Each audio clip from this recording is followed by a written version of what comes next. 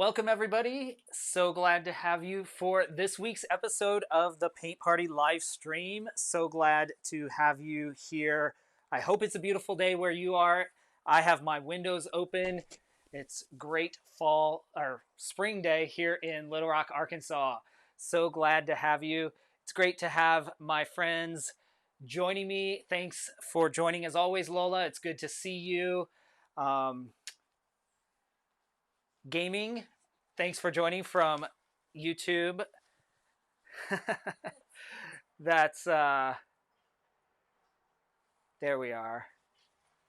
But we are going to get started quickly this evening. And yeah, I'm a little distracted. There's birds and trees, but it's a beautiful day. Today we are going to paint a beautiful painting, a spring painting of a flower. Last week we did the columbine flower, and a lot of people said they really liked that. And so we are going to continue and do another flower today. Those are always really challenging for me. I don't know why. Flowers are more challenging than almost anything. So I figured I would challenge myself today. So glad to have you. As always, my live stream is open house. Stop in, pop in, say hello. Watch for as long as you want. Watch the whole time. Watch a little time. Say hello. Join the conversation. Anywhere where you're watching, you can comment in the comments. Facebook, YouTube, Twitch, Twitter, wherever you are. And I'm happy to engage with you. So let's get started. I will put up my reference photos so you all can see what I am painting. This is what we are painting. It is a dogwood, I believe a dogwood bloom. And so in honor of those of us that suffer with allergies, seasonal allergies, we will paint this beautiful dogwood, which is beautiful unless you're breathing the pollen, right? All right. Hope you all had a good week. I am going to, as always, pull you in over my shoulder as close as I can. And we will get started. Hey there, Yogesh. Actually, I am joined by my friend Yogesh and his children here in studio. It's a live studio audience. So, hey guys, they're sitting right across from me, but it's good to have you here and to see you. It's nice to be able to do a little social things as we more and more get vaccinated and can re-engage with the world. All right. So today we're going to jump right in and do what I'd like to do is lay in some color in the background, as we always do. Put in some of the background and then the rough. I did not sketch this out at all before, and so we will just see how it turns out. This is, as most of you know, a learning exercise for me. I learn something every time I put brush to canvas, because I really don't know what I'm doing. Shh, don't tell anybody. All right. Let's see. I have a feeling as we get going more into the summer that fewer people will be able to join into these live streams as consistently, just because there's so much more happening in the summer. All right, I am taking a little bit of ultramarine blue and some burnt sienna, or burnt umber, creating kind of a dark background. I'm going to take a little bit of white, put that in there to diffuse it a little bit so it's kind of a purplish color, purple brown, and we'll just start putting that in. It's not exactly matching the background color, but it'll give us that idea. I'm putting a little medium that is a blending medium, and we'll just start doing random brush strokes to get, I'll paint the top of this so we get that the edge covered, but then we'll just do random brush strokes. We'll have to do a couple of layers of this just because the canvas will show through. But actually on this painting, I don't think it will be a bad thing if the canvas shows through a little bit, just because we want some lighter spots in this background. So we'll just get it on as quickly as possible, and that will give us some background to start with, and then we'll put that beautiful flower right there off centered. Okay.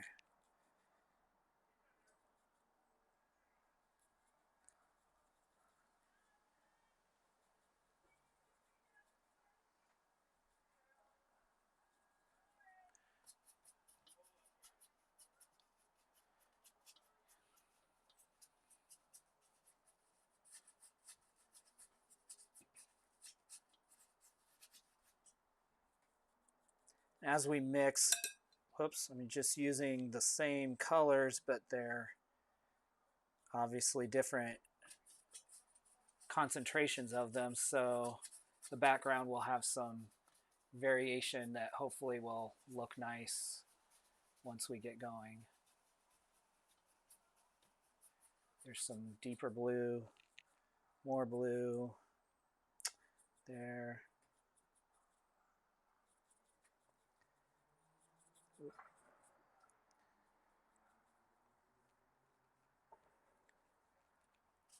Sounds like there's a lot of life out here tonight.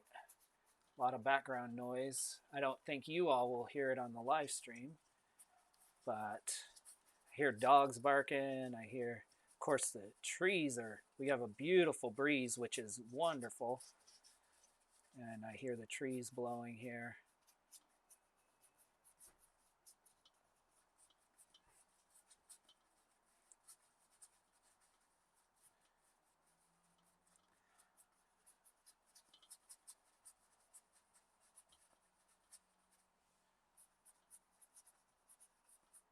I'm kind of sketching out where the flower is going to be with this background color, just to kind of give myself some sense of the composition.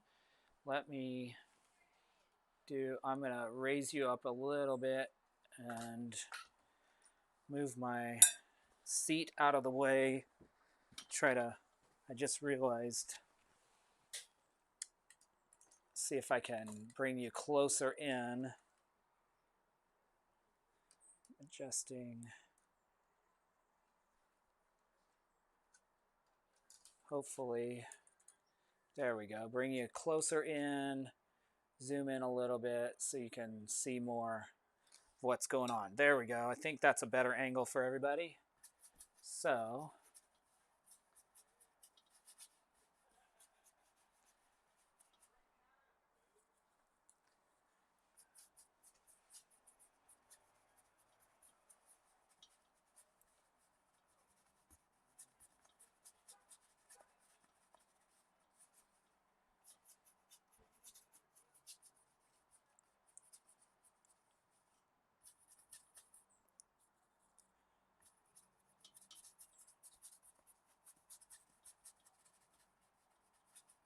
okay. That'll give us a start. And then while that's drying, I'm going to jump over here and put in some suggestion of the leaves. So we'll give a little green.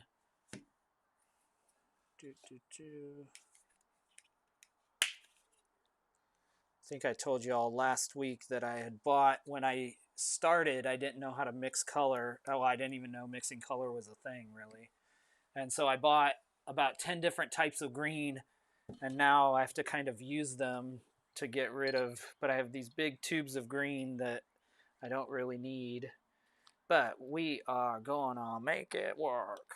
Okay, so let's go in here, mix some sap green with some phthalo green. I'm going to take just a little bit of the phthalo green, some sap green, and even some of this light green, and just mix in kind of a base color.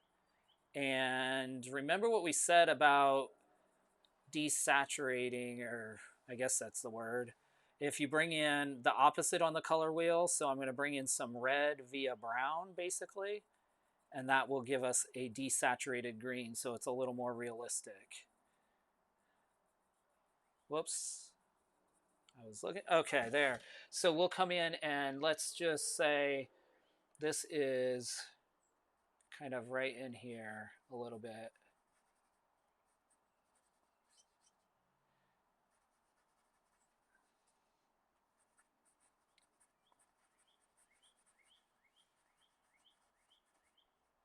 And we're just kind of making some decisions. Again, I didn't draw this in, so I'm just kind of winging it as far as the composition. So let's say this comes right across here. I just took some brown, added that. Let's say that comes up there. This is the start. That'll give us an idea. Then we're going to have this additional green here. Again, I want to welcome those of you that are popping into the room now. Feel free to say hello.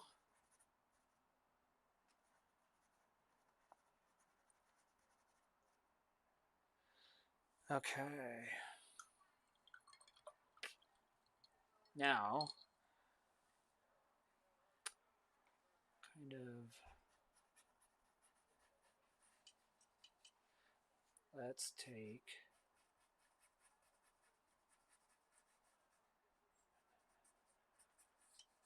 won't get too specific there in the suggestion of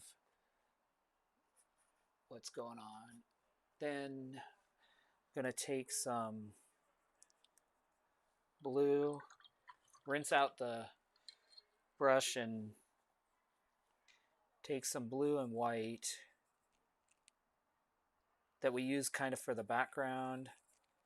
That same shade, create a little gray. Right now, I know you hear I say this all the time, but we want to lay in some values. And I know that's probably annoying to y'all to hear over and over, but that's what we're going to do.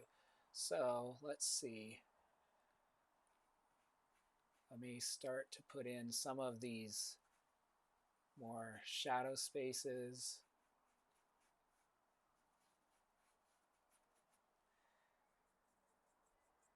Our background actually may be too dark to see this, and it's actually not dry, so I may have to come back and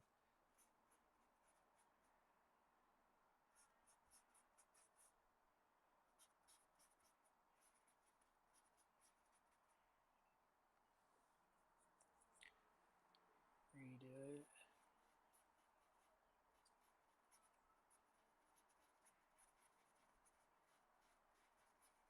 Remember, what we're basically shooting for is looking where the shadows fall,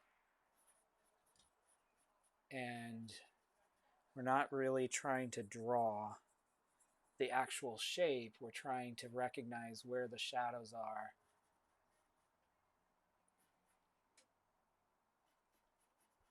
And then the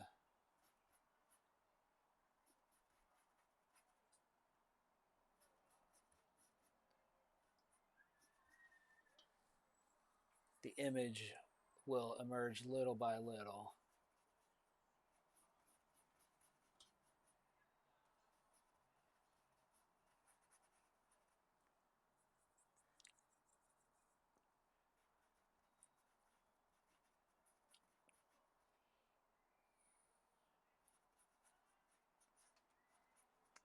All right.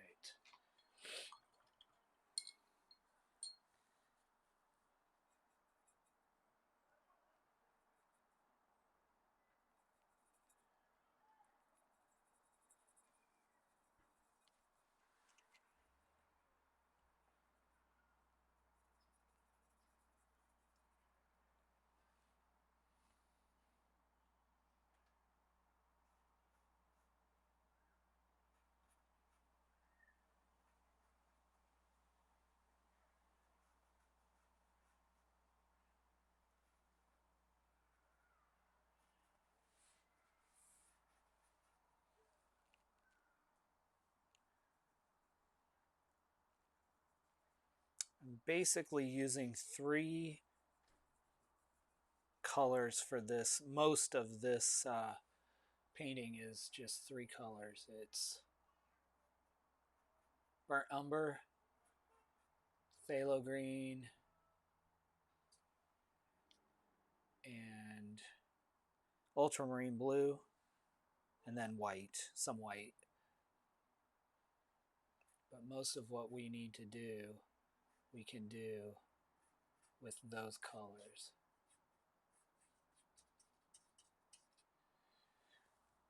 One thing that I'm learning that we have to take into account when we are painting from a photo captures the entire photo. Our eyes do not see like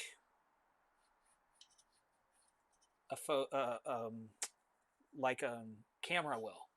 Our eyes see the single thing we're focused on, and everything else is kind of out of focus. And so in painting, I'm learning little by little to adjust where on this painting, the stem, for example, is in focus or pretty in focus, but on the painting, it's going to be less focused because it's further away from where we want to draw the eye, which is up here. So this will be the most detailed, and the further we get from it will be less detailed. It will suggest things in the shadows, but that's the intent at least. We'll see how successful we are. See how successful we are.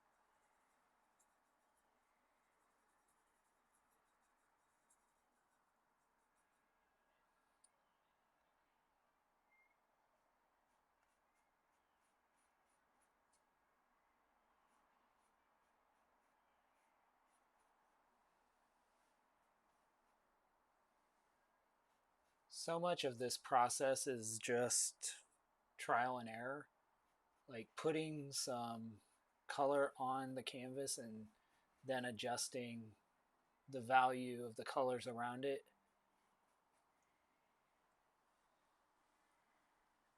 When you recognize it's not,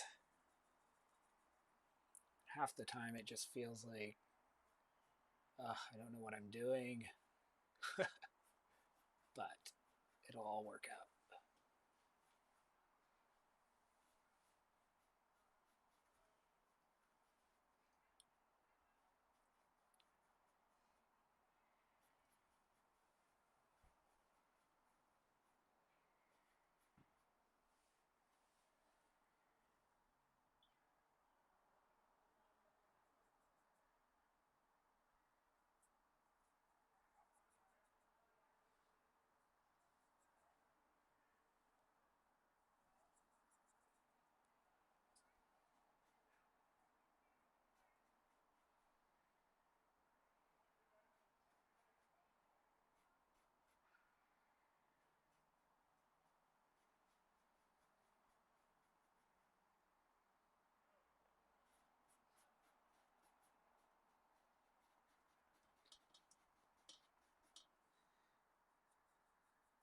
Remember, the key to well, one key to success is lots of layers and adjusting the layers.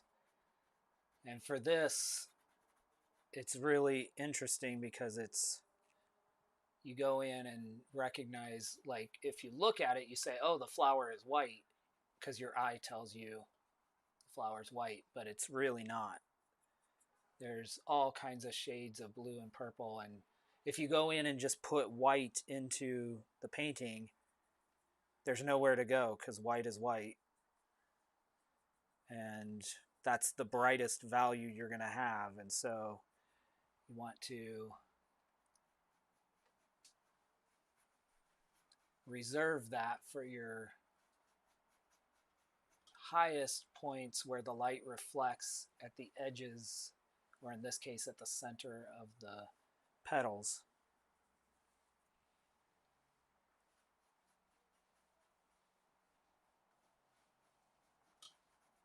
So I'm actually going in and putting some kind of purplish blues in, gray color a little bit. It's almost pure ultramarine blue and a little white and maybe just a tad brown.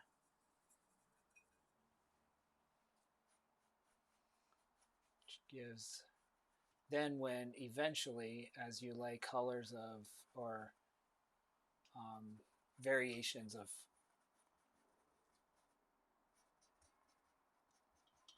lighter blues and different colors around it, all of a sudden you have, when you do put the white, then it really stands out.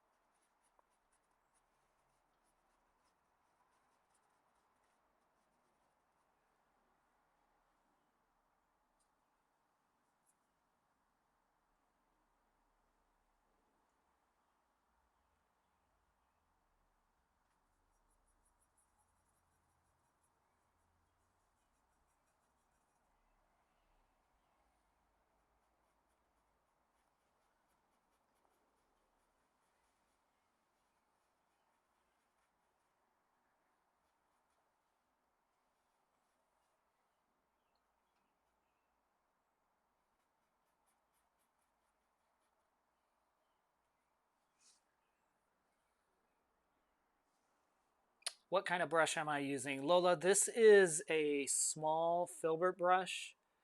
It's been used enough. It has a pretty significant tip on there. And so it has turned into like one of my go-to brushes just because it's small enough that I can do what I want to do. And I don't know why it's turned into that, but it's, yeah, that's what I'm using right now, at least. I tried a dagger brush because I saw a lot of artists using that, but this one, I haven't maybe spent enough time with it, or maybe it's like for the size of canvas I'm using. I'm on an 8x10 canvas. It doesn't do what I want it to do. It's not precise enough. So I went back to my old kind of standard, which was the filbert. But yeah.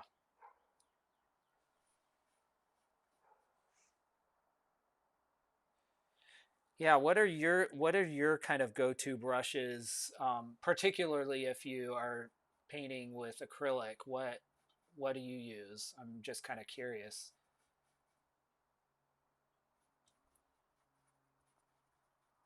if there are specific brushes that are kind of your favorites.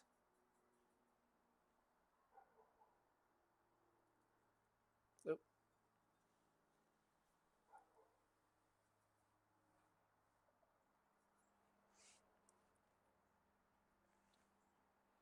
Hi there, Daniel. Thanks so much for messaging this afternoon, but thanks for popping into the live stream. It's great to see you. I know you're a few hours ahead or behind me, so it's early for you in the evening, but thanks for popping in. Hope your weekend's going great.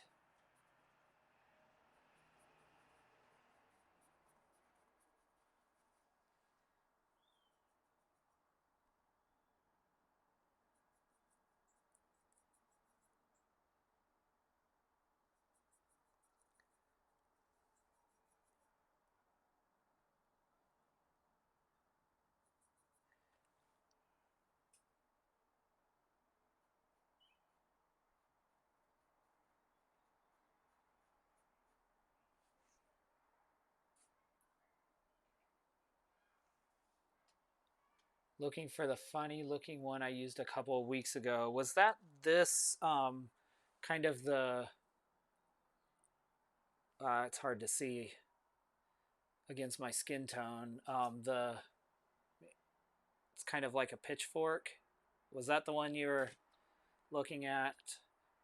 I think if you're looking for that, I think I got it's Artist Loft. I got it just at a Michael's store, so you could probably buy it or order it from them. It's really handy for. I used it on. I was doing a painting this week for somebody. I was painting some dogs, and they wanted in the background they wanted kind of natural setting, and so it's really good for brush and trees and bushes and that kind of thing. So that's what I used it for most successfully.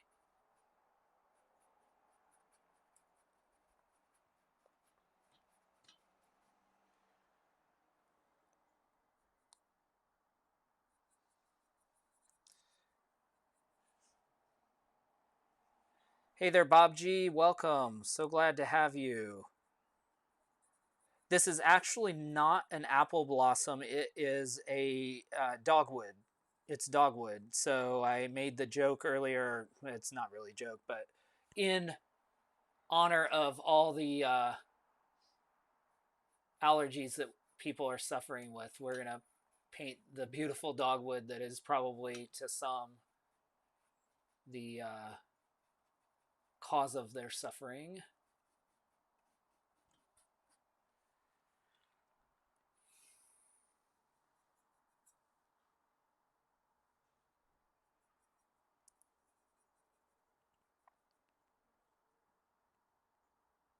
Okay, I am quickly to the point in the painting where, as you all know,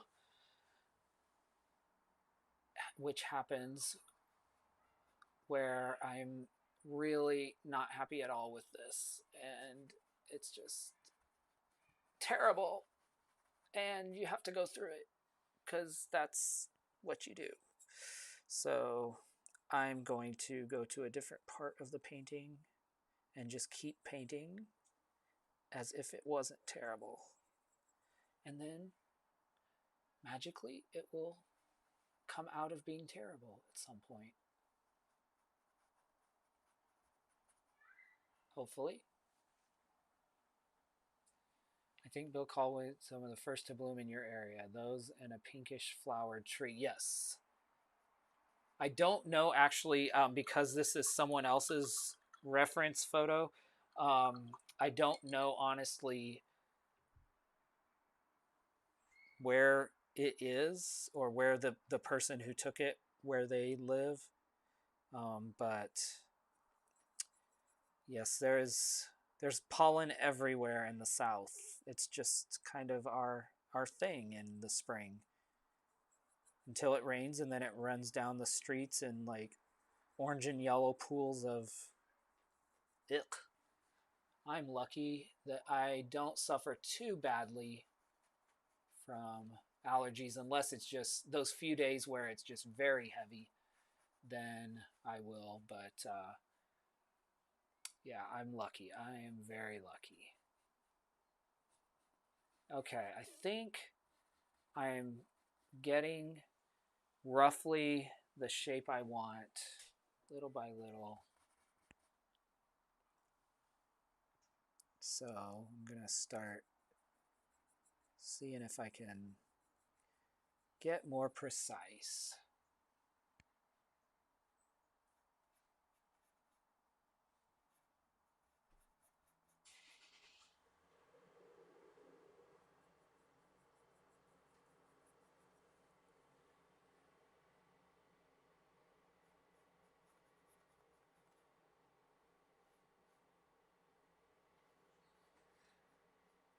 With the places, we have to look at where the light is hitting this, try to get those places.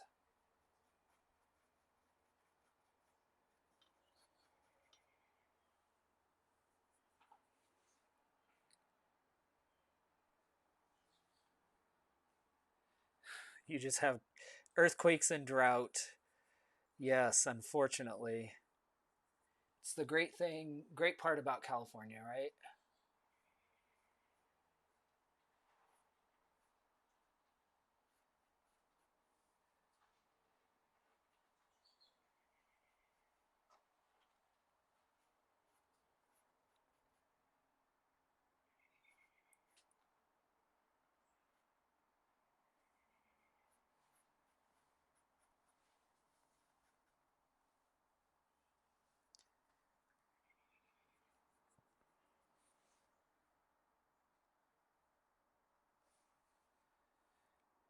There's some beautiful cherry blossoms down by the Big Dam Bridge. There's also pink dogwoods.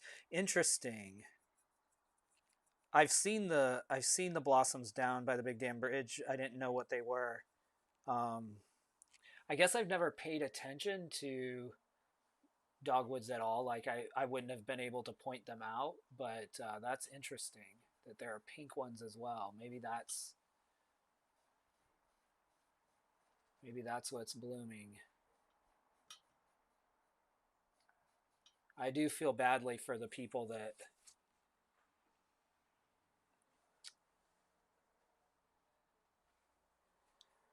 we'll go and see tomorrow. Yeah, that's great. Actually, Bob, you live just up the road from Yogesh. They live down in Riverdale, and you're up on the hill.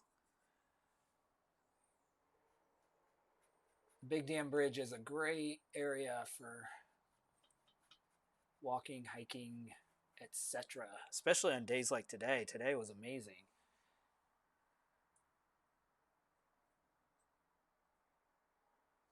The cherry trees are on the side of the hill on the south side, Yogesh. Oh, cool.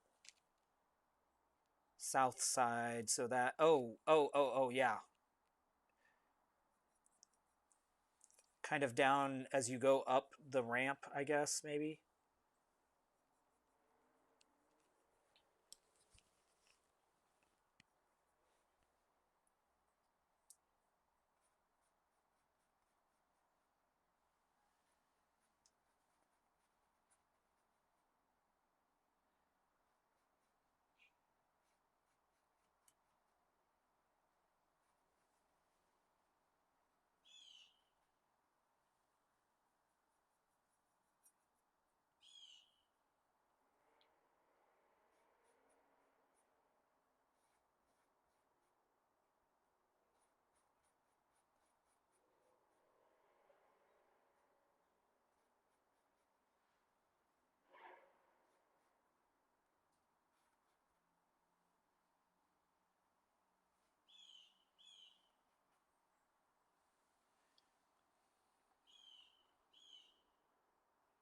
Okay, I am going to change out this. I think I kind of got my. Actually, I think I got my center of the dogwood or the bloom a little bit off kilter, so I think it needs to be a little more there.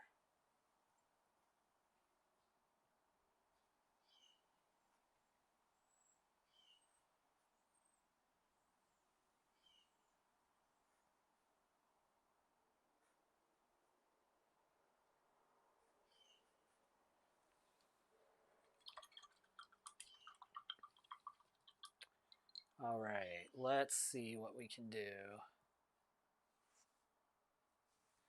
They're higher up on the hill. You can see from the south ramp or on the bridge. Oh, cool. Cool, cool, cool. All right, I'm going to switch to a smaller brush and try to now start doing some detail. So let's take some...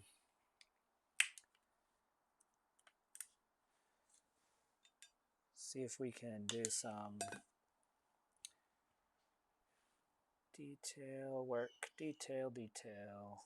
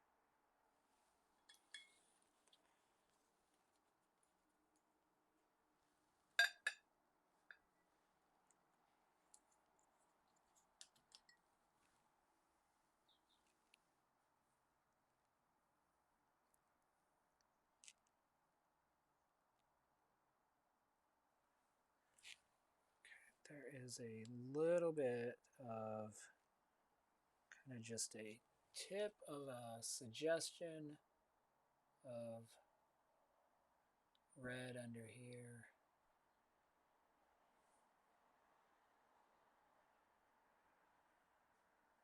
So we'll put that there, bring in some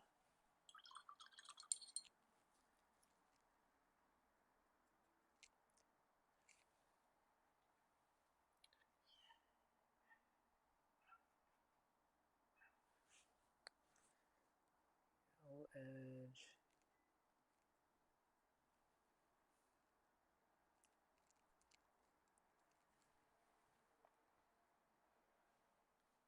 Oops, that's way too bright.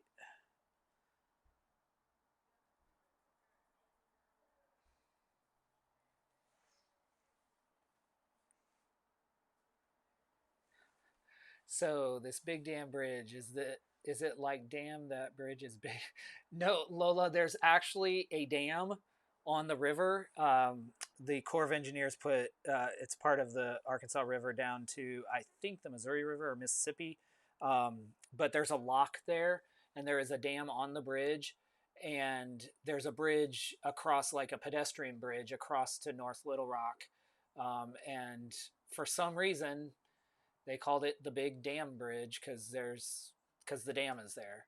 So yeah, when I first moved here, I was like, when people would talk about it, it threw me off because I'm like, why would you call this bridge that? And no, it's literally a bridge where there's a dam, and barges go up and down the river. It's one of the major um, waterways of the U.S. So, yeah, good question. Here we are, all of us, those of us here in Little Rock are just having our own little conversation. So I'm glad you asked that. Yep, it is a humorous.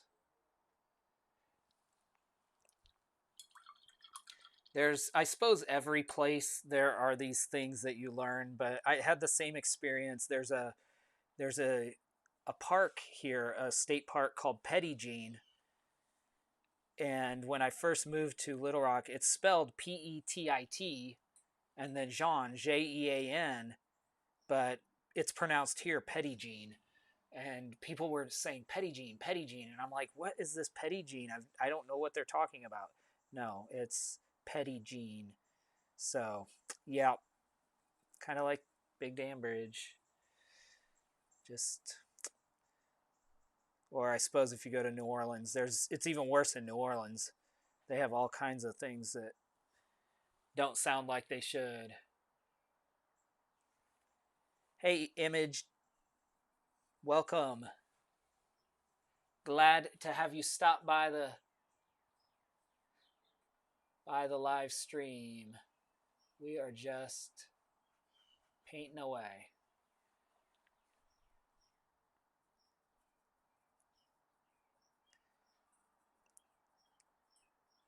I feel like I should know who you are, Image Teach, but I apologize if I'm not connecting the name with the handle on YouTube. I'm like, I should know this person.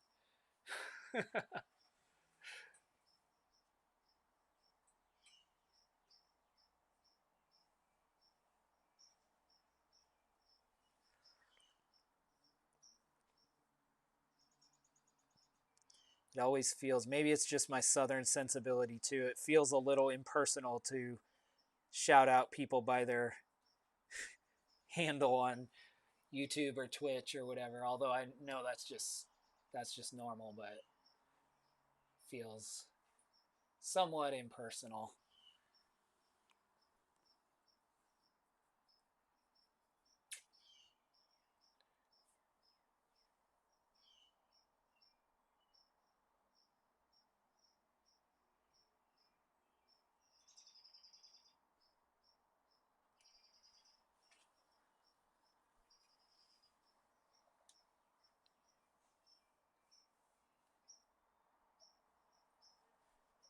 Now I'm just trying to go in and give some early detail, little by little adjusting the shapes and the values of these petals to start to give them some definition. Because at this point, obviously, we can make a lot of changes, but. And again, I'm still using just some gray, not actual white. Oh, that's right. Yes, now I remember that you had said y'all were starting to paint. Yes, yes, yes. Perfect. Thanks for making that connection. I was like, and you're a photographer as well, didn't you tell me that? I believe you said you do photography. Maybe that's wrong. If so, I apologize, but I thought we had that conversation.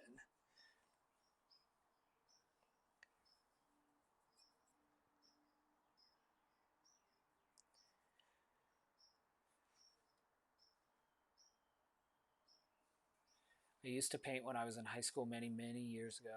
I did the willow tree. Yes. Now, yes, yes, yes. I remember the willow tree. Yeah, Kevin.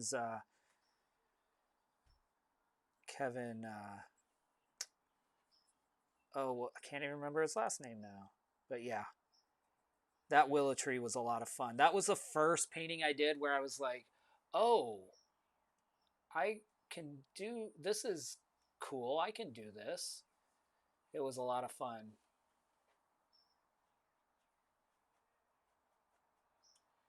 Just recognizing also how to, it was the first time I kind of played with how to create um, the effect of light and how light reflects through paint. Um, yeah, that was a good painting. It was okay. We're gonna come under here. The light kind of reflects on this edge of the lip of this petal. So we come in with a little lighter, this kind of light blue. And then once we get kind of the shape and the values we want, then we can come in more precisely and put in additional detail. But that's kind of what I'm going for right now. just little by little adjusting. Security guard by night. I feel you. I'm actually a teacher by day. Although for those of you who are here, actually, I most of you, if you're personal friends, know, but I this week announced that I'm going to be moving out of state. So I'm actually leaving my Arkansas, which I love, but I'm going to be moving to the Black Hills of South Dakota, which is the far west end near Wyoming, the Wyoming border. My folks live out there, and it will allow me to be closer to family. I still have a grandmother alive there. Well, both my grandmothers are alive, but one that lives out that direction as well. And it will be nice to be near family. I am also excited to be able to to paint more. I'm hoping to create some more space and time for more painting. So I intend to continue doing these live streams once I get settled out there. Planning to move end of May when the semester ends. So, and I'm also going to be starting a vlog series on my YouTube channel here, just kind of following that adventure, the move out to the mountains, and kind of I love what I do in education, but for now I'm putting a pause on that and gonna see what this giant oyster that the world is has to hold for me out west. It's a beautiful area if you haven't been out there.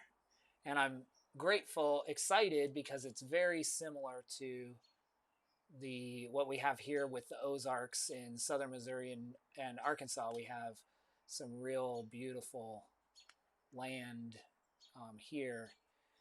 And so even though I'll be far from home, in a sense, my second home here in Arkansas, it will be familiar in that regard. Although the lack of humidity and snow in the winter will be not so much a reminder of Arkansas, but it'll be a great move. At least that's the intention.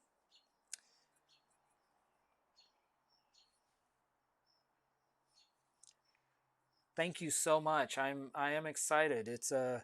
I'm moving to a very small town there in the mountains, and it is going through an economic revitalization. So it's going to be fun to see the town grow. My grandparents were there my whole childhood, and I would spend summers out there. But the town kind of suffered over the last 20, 30 years, and now is growing again, and there's a lot of economic growth happening, so that's exciting to see, and I'm excited to continue to see that happen. I am gonna hold you to that, my friend. There's a lot to see out in the Black Hills. It is very rural, but it's beautiful. The Black Hills National Forest. There's miles of trekking or hiking trails and waterfall trails, and lots of history happened out there. So there's historical things, and it is a nice place to trying to encourage friends here in Arkansas to take a break from the excessive summers we tend to have here, the humidity of the summer. And it's nice to, this last July, my siblings and I went out to the hills for a week, and it was just escaping the humidity, even just for 1 week, was a real nice reset mentally and every other way. So it was kind of a great thing to be able to take a break from the humidity.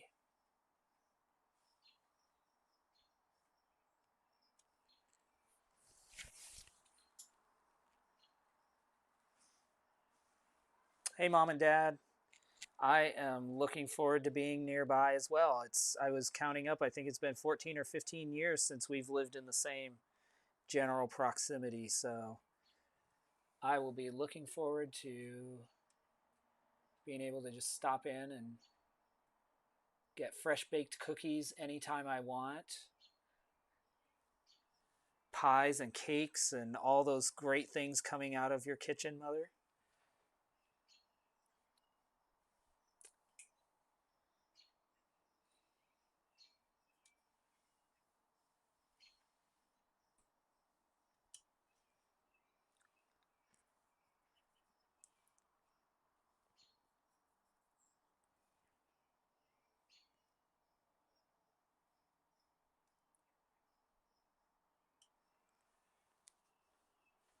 Notice how when we start to put in some of this detail, notice how just the changes in the um, values, all of a sudden you start to see the feel or get the feeling of 3 dimensions coming at you. Um, that's exactly what we're going for. And when I'm looking off camera, because the camera allows me to kind of pull up or pull back from, it gives me that same perspective of being able to pull back from the painting, and so I can start to see, oh, that's doing what I want it to do. All right, we're about halfway in, y'all, and I think we are in a good spot, so we just need to continue honing this little by little. So what I want to do actually is to come in. I did not take, remember what I said about like the white, once you go dark, like, or I mean, once you bring up the light using the pure white, there's not much you can go. Hey there, thanks so much. I appreciate it. There's not many places you can go. I'm stumbling over my words if you get too bright. So I'm going to take some of these, again, these 3 basic colors, and I'm going to darken down pretty dark these colors and create, instead of going in with light, which is the tendency, especially as a new early artist, I would go in with my brights too quickly. Now I'm going to come in with the darks and actually add shadow, which will give us, again, more perception of that the white is there, even though it's not. It's actually blues. But I'll take a darker grayish blue beside it, and that will give us a feeling of, or the illusion of, darker gray or lighter. So we'll put that in here. We'll just start drawing in some of that. If you go bright and go wrong, can't you put the dark layer on top of it? You could, and then the thing with the dark layer is when you put the dark layer, then you basically are starting over. So you can, like, if I completely messed up, then I would just start over. But it's really strange because colors look like they are a certain color until you put them up against something else, and then you're like, oh, my eye sees that as a different color than it actually is. So that's what I'm trying to do as far as the magic trick of this to start to get the illusion that there's these kind of, because this petal, it almost looks like there's ribs in the petal. Um, and so that's what I'm trying to lay in and give the illusion that there's these ribs here.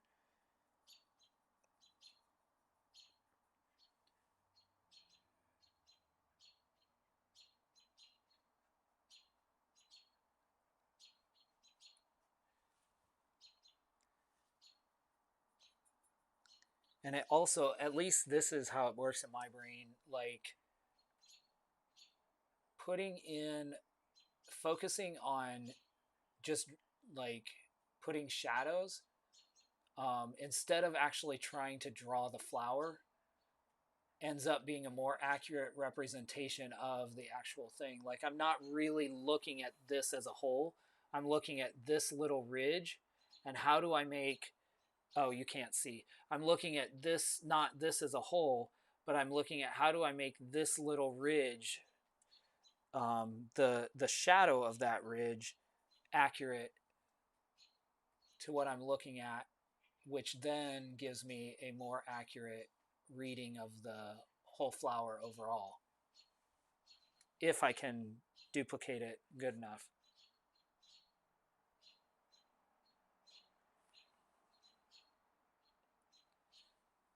How will you get the 3D look of the flower from the rest of the picture? Do you mean, when you say the 3D look of the flower, do you mean like to stand out from the background? I think that's what you mean, to get it to stand out. If that is the meaning, what I'm going for is greater and greater layers of, slowly I'm raising the color, or the value tones closer and closer to white.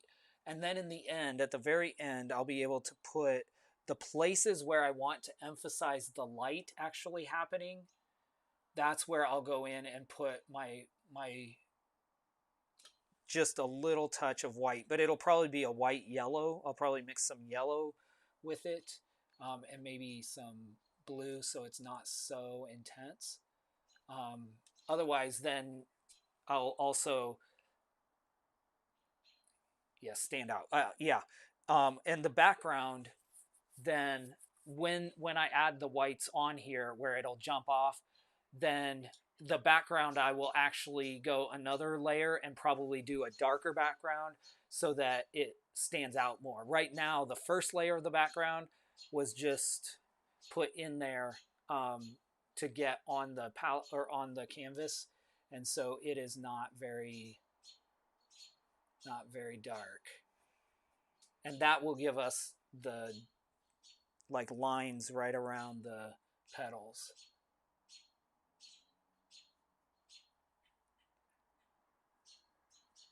If that makes sense. Good questions. It's funny,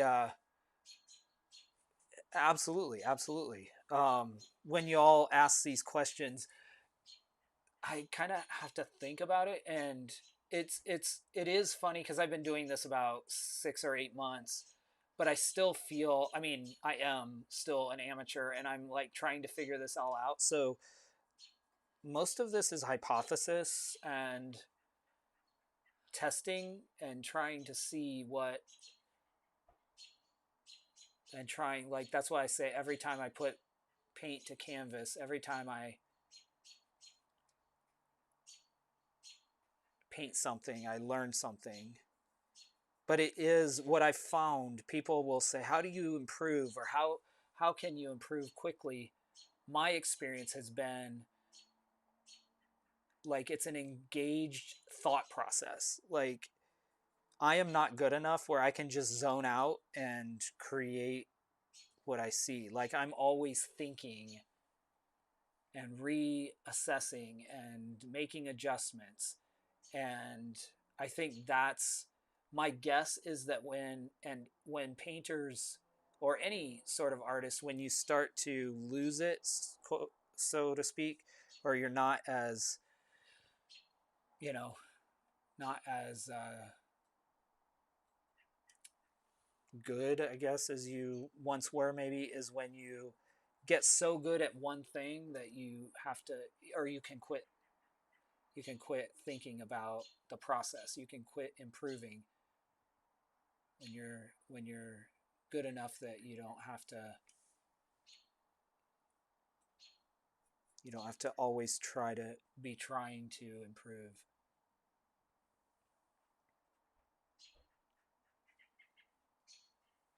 I'm always looking at the results I'm getting and trying to figure out, okay, is this the result I want? Or how do you picture the painting or know where to paint without a sketch? Ooh, good question. Um, Actually, I've done both. When I do animals, I tend to sketch more just because I'm more intimidated by animals. And if you mess up an animal's face, like a human's, like it's obvious if the dog has a crooked eye, everybody can see it. And so, um, but what I try to do is look at, when I look at this, when I start looking at this, I'm looking at where do I see shadows? So I see dark sections there. I see this as a dark section, obviously where the petal is folded. There's a dark section here. There's some dark section here. And so I start putting those in and relate them to each other. I started this one by putting in the general stem. So I kind of knew where the stem would be. And that helped me. And then I just make little adjustments. Like this is a little off because this needs to be up a little bit, but I can adjust. And it's also just a reference. I'm not trying to paint exactly what's there. I'm using it as a reference. And then will end up being my interpretation basically of this flower, because it's not going to be every single line is not the same. But yeah, we're just playing a light and shadows game. Like, can I get the shadows right so that the light looks right? And it's not quite there, but little by little. And you just adjust, you keep adjusting. And I know there are people that are better than I am, obviously. Um, but it's just a constant process of adjusting and adding layers and smoothing things out and trying something else. But yeah, that's the fun part for me, though, is when you what I like is typically when I get done with these, I take this kind of 2 hour session, hour and a half, 2 hour session, and I create a time lapse. And so then I can see it all happening at once. And that's cool to me, is to see all of these things. And all of a sudden you see in like 2 minutes a flower just pop out off the canvas, or an animal just pop out off the canvas. That's cool to me. That with a few brush strokes you can give, it's almost like magic to me. You can give this illusion that there's like actually 3 dimensions here when it's clearly 1 dimension, or 2 dimensions. 3 dimensions when there's two. Sometimes I don't know what I'm talking about. Most of the time I don't know what I'm talking about.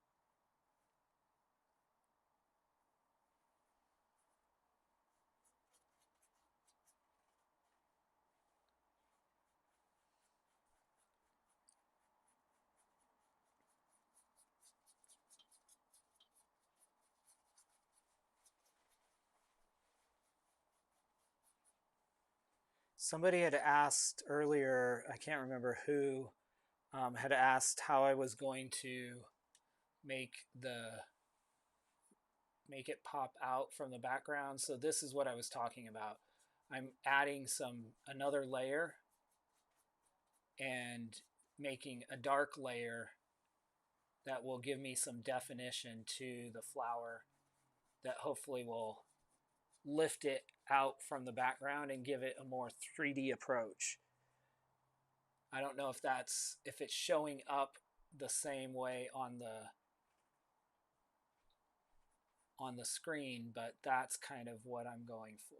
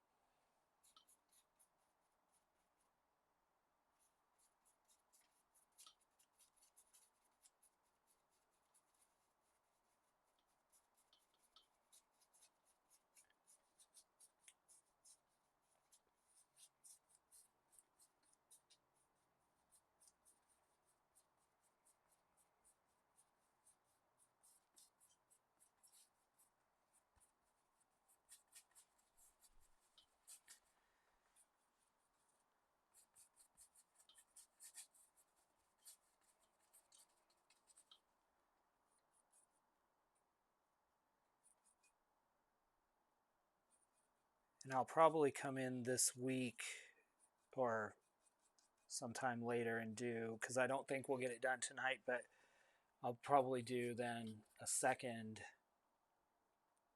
or a third layer of this background to get it the color I want. I'm going to take it pretty dark down here on the edge so that, again, it draws the eye up to the light flower.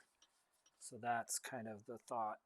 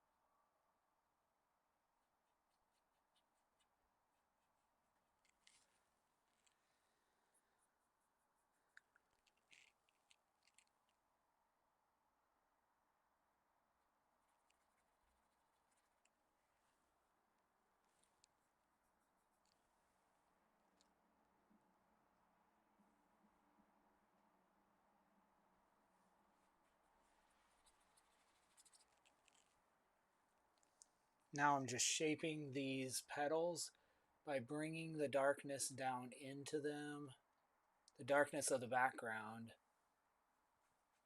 And again, that's going to bring it's going to look more three-dimensional and give more precision to the petals, more definition. So that's, once we have that and kind of like the shape of the petals, then, which I'm pretty pleased with, just need to do a little more work on these, and then to give them the right edge.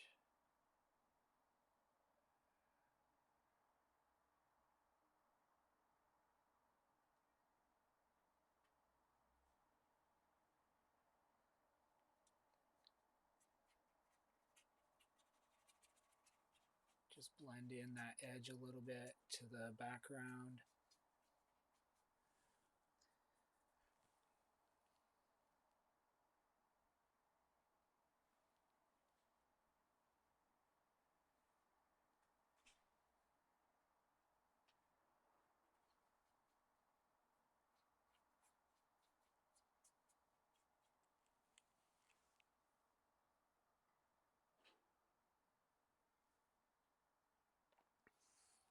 The stem is blending out, yes, and that is intentional because I want the eye drawn up there. I want the suggestion of the stem there, so I can always go back and add more, but I do want this all to, obviously in the picture, this bud is, the light is shining off of it really brightly, but I just want the suggestion that it is there.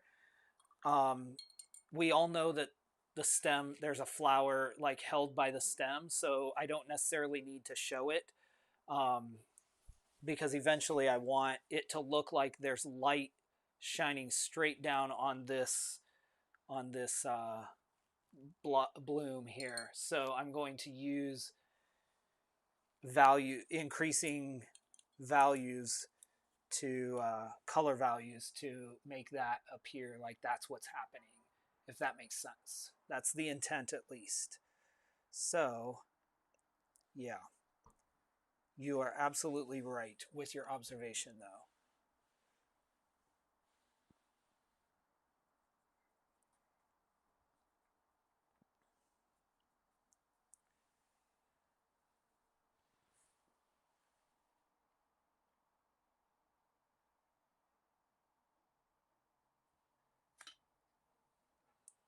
So now I don't think you can see it on screen too easily, and if I can't zoom in or I can't zoom in very easily more than I am to show this, unfortunately.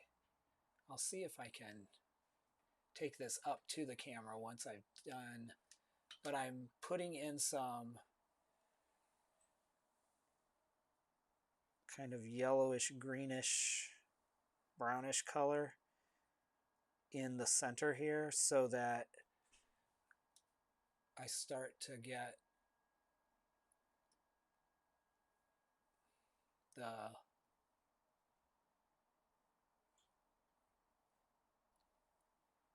composition of these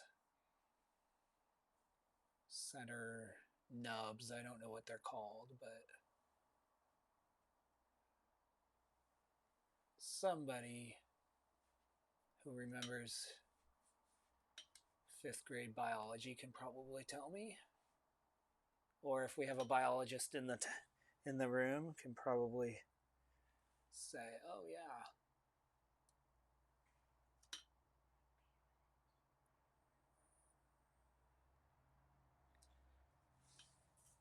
All right, let me hold that so you can kind of see up to the camera a little bit. So you can see just by putting some of those dots, then I'll come in and put greater detail. But that starts to give me that center. And then I just brighten that up as I go with the things around it to begin to give it some more detail.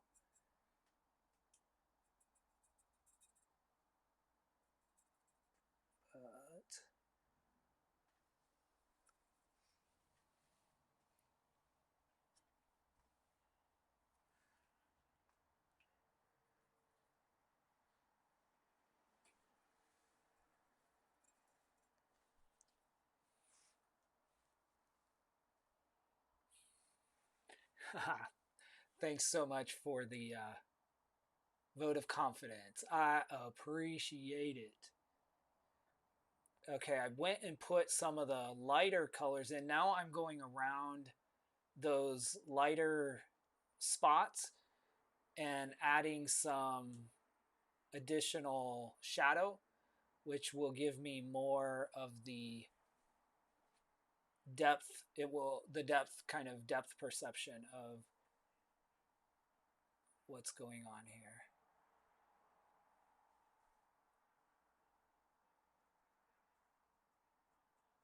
Then I'm bleeding some of that green out onto the petals because there's actually reflection of the green that happens on the white of the petals.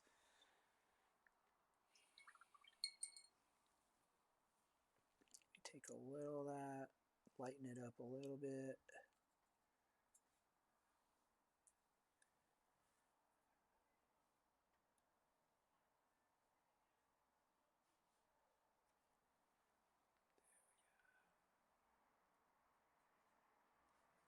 There.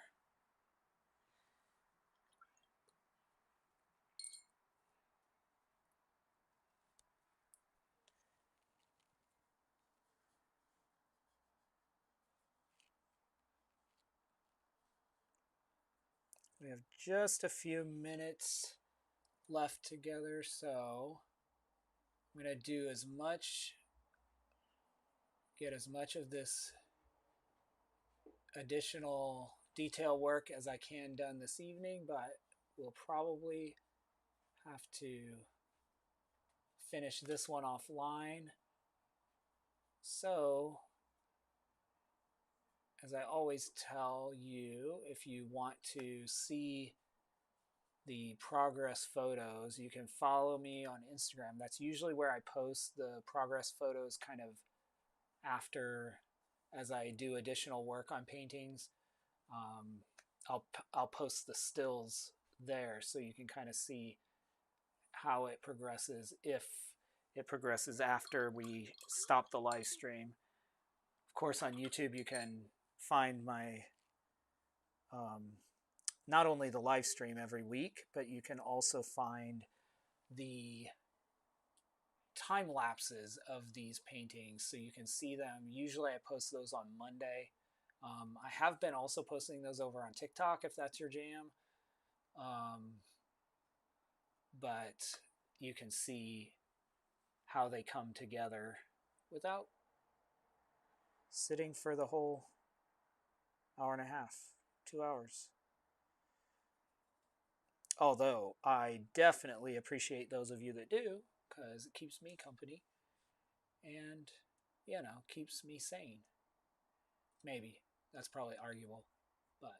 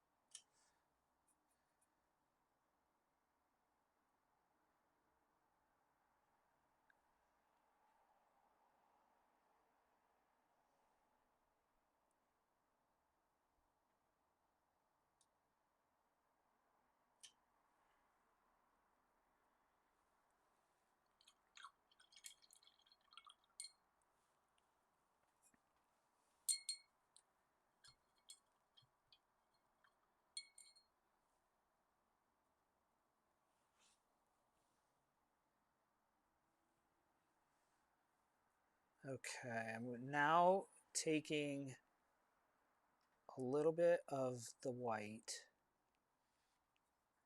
putting some yellow into it. Actually, not yellow, some yellow ochre, not pure yellow. And let's see what we can do. I need to tone it down. Give me some blue.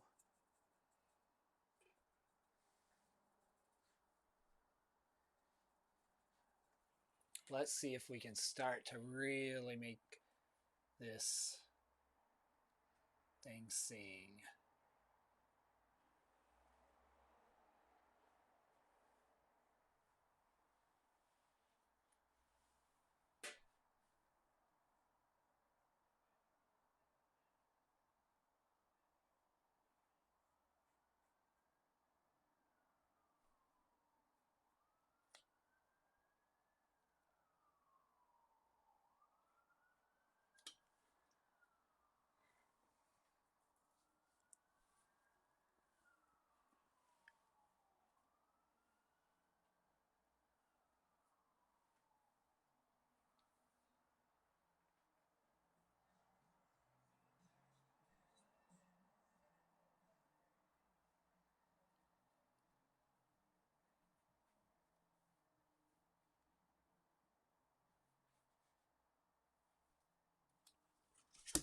Ooh.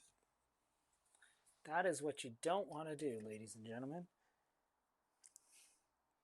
But it's live stream, so that's what just happened. Fortunately, all we got is this little spot there, which we can fix when we need to.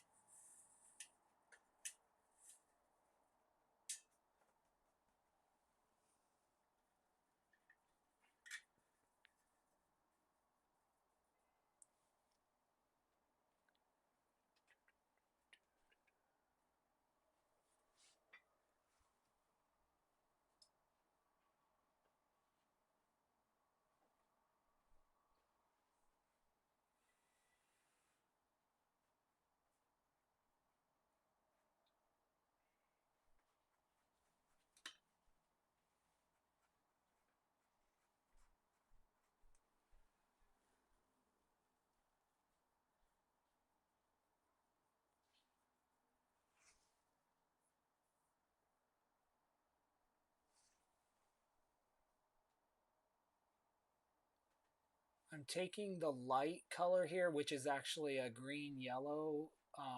It's not quite white. And I'm just painting that into kind of the troughs of where the light strikes these petals, which gives it kind of that feeling of roundedness or the flex of the petal. So, and the way I'm choosing that is by looking at how the petals, or how the shadows actually work on the petal. So I see shadow there, so I put a little light because the light then is where there's obviously more light reflected. That's where the shadows are on the other side of that, basically. So that's what we're trying to do.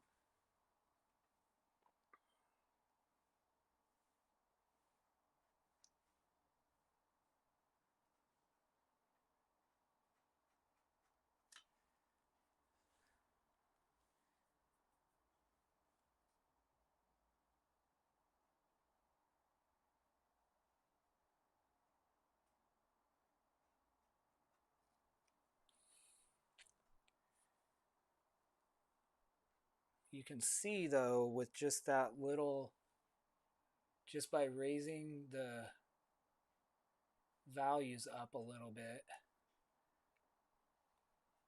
all of a sudden we are getting that illusion of the 3 dimensions.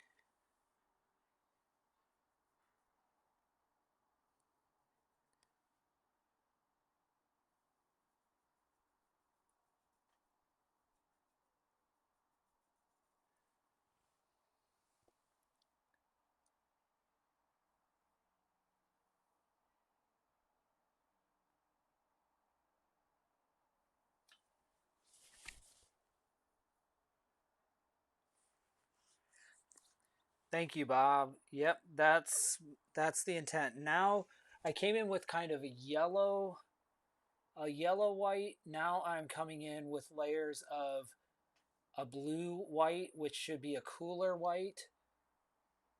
And I'm doing the same thing where I am outlining where I want the light to hit. And then the blue white against the yellow white should create an even brighter layer, or a feeling of brighter layer. That's what I'm playing with right now. So let's see if we can make it happen here in the last few minutes here.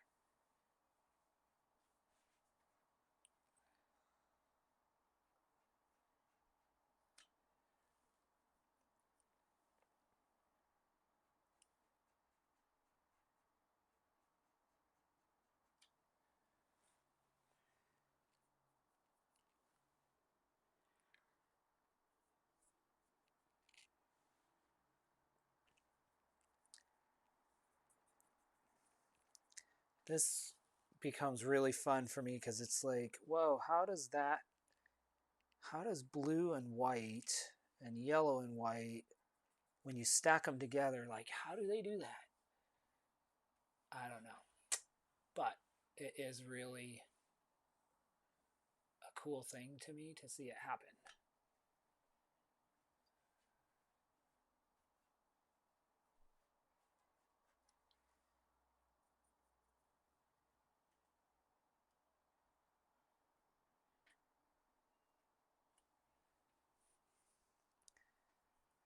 And I'm putting some extra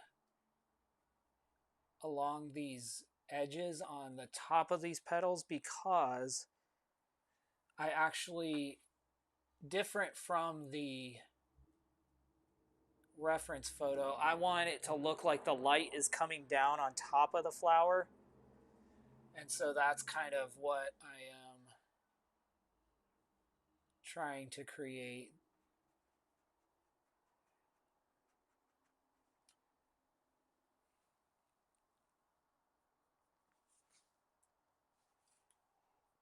Thanks. We're getting there. We're getting there, aren't we?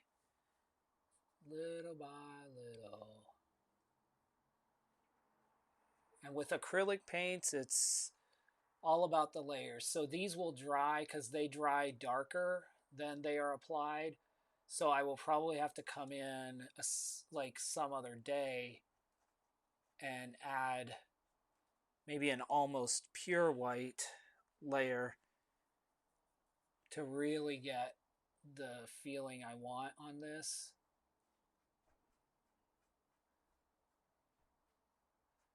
But it's cool to see us be able to get almost where we want to be. Thank you, Lola. You know how hard this is, and well, it doesn't feel hard in some regard, although yes, it is, but it's enjoyable, but it is definitely a practice. It is a process. Nope.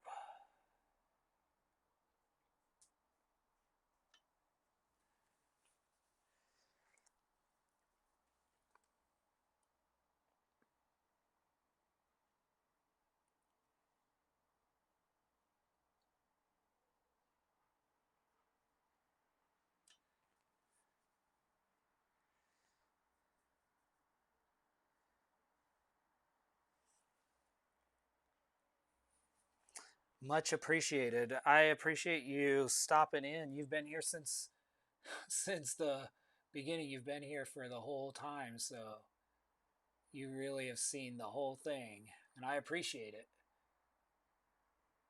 I know you all could be doing a million different things with your Friday night or Saturday night, so it means a lot when you come hang out with me and see what I'm doing. All right, let's put a couple more things and then we're going to wrap this baby up. I'm going to put some highlight right there on the edge. See how it looks when you put just a little bit of light right there. And all of a sudden, the light hits.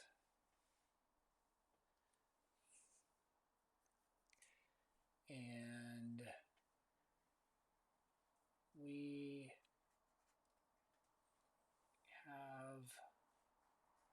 Something really special started. The other thing I want to do is put some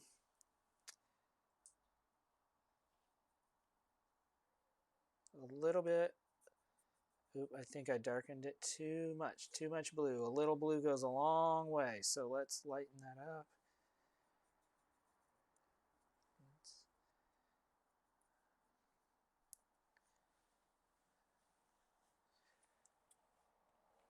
I do want to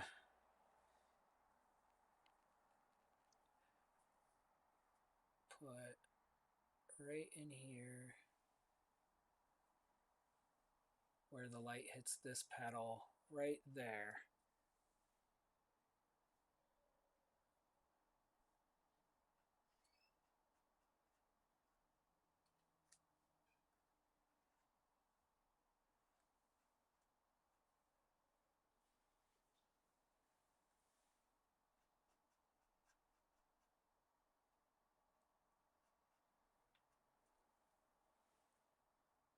There we go.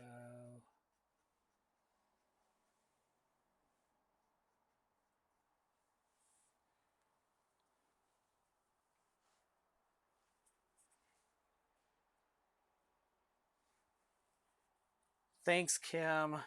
I appreciate it. Thanks for stopping in.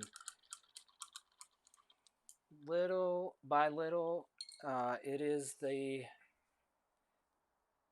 is it. The last touches are so important. Absolutely. Yes. So,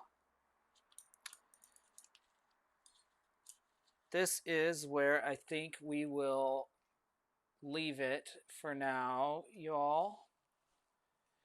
I'm going to zoom y'all back out.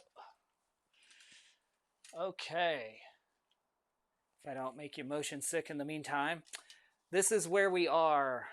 You can see it's obviously not an exact replica and still needs some work. I want to do some finishing work and then reapply the background because the background's kind of modeled.